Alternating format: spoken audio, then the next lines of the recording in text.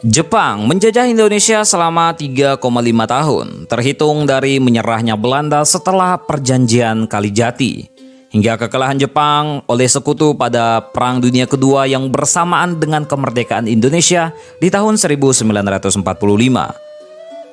Lantaran usia pendudukannya yang hanya seumur jagung, tak banyak peninggalan infrastruktur yang dibangun oleh Jepang di Indonesia. Ini berbeda dengan Belanda yang notabene-nya menjajah beberapa wilayah Indonesia dalam kurun waktu yang sangat lama. Sejumlah infrastruktur warisan Belanda masih bisa digunakan hingga saat ini. Lalu apa saja infrastruktur peninggalan penjajahan Jepang di Indonesia yang secara ekonomi masih digunakan hingga saat ini? Yang pertama adalah Bandara Frans Kasiepo Biak. Mengutip dari laman resmi Ditjen Kebudayaan Kemendikbud, Bandar Udara Frans Kasiepo di Biak, Papua pernah menjadi bandara dengan landasan pacu terpanjang di Indonesia. Panjang runway mencapai 3.570 meter dan lebar 40 meter. Ukuran bandara yang terbilang sangat besar di era pasca Perang Dunia Kedua. Karena runway yang panjang, bandara ini bahkan pernah dijadikan bandara internasional untuk keperluan transit pesawat dari Jakarta dan beberapa negara Asia menuju Amerika Serikat sebelum menyeberangi Pasifik. Menilik sejarahnya, Bandara Biak dibangun oleh Jepang pada tahun 1943 untuk menunjang armada pesawat tempur di Perang Pasifik. Bandara ini juga sedianya dibangun Jepang sebagai batu loncatan untuk menyerang Australia. Bandara ini kemudian diambil alih oleh pasukan sekutu pimpinan Letnan Jenderal L. Eckel Burger pada Juli 1944 dan sempat dijadikan pangkalan militer Australia. Hingga beberapa tahun kemudian bandara ini diserahkan kepada Belanda dan mengganti namanya menjadi Bandara Mokmer.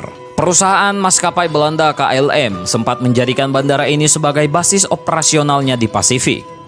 KLM bahkan sempat membangun hotel di dekat bandara yang saat ini berganti nama menjadi Hotel Irian. Saat Papua diserahkan kepada Indonesia, Bandara Mokmer kembali berganti nama menjadi Bandara Frans Kasiepo, diambil dari nama pejuang Papua pro-Indonesia. Yang kedua adalah Selokan Mataram. Selokan Mataram merupakan saluran irigasi primer yang dibangun di masa Sultan Hamengkubuwono ke-9. Dengan biaya dari pemerintah militer Jepang pada tahun 1942. Sultan Yogyakarta yang saat itu memilih kooperatif dengan pemerintah militer Jepang meminta dana untuk pembangunan saluran irigasi yang mengalirkan air dari Kali Opak dan Progo ke Sleman yang kala itu seringkali dilanda kekeringan. Alasan Sultan, Mataram butuh saluran irigasi agar bisa menyuplai makanan untuk pemerintah militer Jepang. Selain itu, berkat Selokan Mataram, ribuan warga Yogyakarta terhindar dari kewajiban dikirim sebagai kerja paksa atau romusa oleh pemerintah militer Jepang. Pembangunan irigasi Yogyakarta yang dalam bahasa Jepang disebut sebagai Bunsei Hasuiro akhirnya memang bisa mengatasi masalah kekurangan pangan di wilayah tersebut dan masih memberikan manfaat hingga saat ini. Yang ketiga adalah Bandara Sugi Manuru. Bandara Sugi Manuru merupakan bandara kecil yang terletak di Pulau Mua, Kabupaten Muna Barat, Sulawesi Tenggara. Bandara ini kini berada di bawah pengelolaan Kementerian Perhubungan. Sebagaimana Bandara Biak, Bandara Sugi Manuru dibangun Jepang untuk kepentingan militer guna mendukung ekspansi Perang Pasifik, terutama di kawasan Laut Jawa dan Laut Banda. Setelah Jepang hengkang, bandara ini sempat terbengkalai hingga pada masa Orde Baru. Kembali dimanfaatkan untuk penerbangan perintis yang dilayani maskapai Merpati. Panjang runway Bandara Sugi Manuru terbilang kecil, hanya sepanjang 750 meter dengan lebar 23 meter.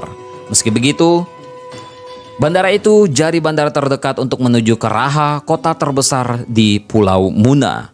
Selama ini, masyarakat Pulau Muna banyak mengandalkan penerbangan dari Bandara Batuambari di Baubau dan Bandara Haluoleo Kendari.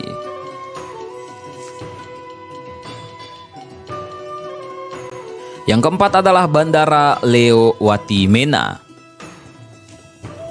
Bandara Leo Watimena merupakan bandara peninggalan militer Jepang yang berada di Morotai, Maluku Utara. Dibangun Jepang pada tahun 1942, bandara ini awalnya hanya memiliki 2 buah landasan pacu. Setelah Sekutu berhasil merebut Morotai dari tangan Jepang, dibangun pula 5 landasan pacu tambahan. 2 berfungsi sebagai runway, 3 lainnya sebagai lahan parkir pesawat-pesawat militer. Bandara ini juga sempat menjadi markas Jenderal Sekutu Douglas MacArthur setelah kemerdekaan Indonesia. Landasan udara ini kemudian diambil alih pemerintah dan mengganti namanya menjadi Leo Watimena yang merupakan pejuang asal Morotai. Selain untuk penerbangan sipil, Bandara Leo Watimena juga merupakan pangkalan militer TNI Angkatan Udara.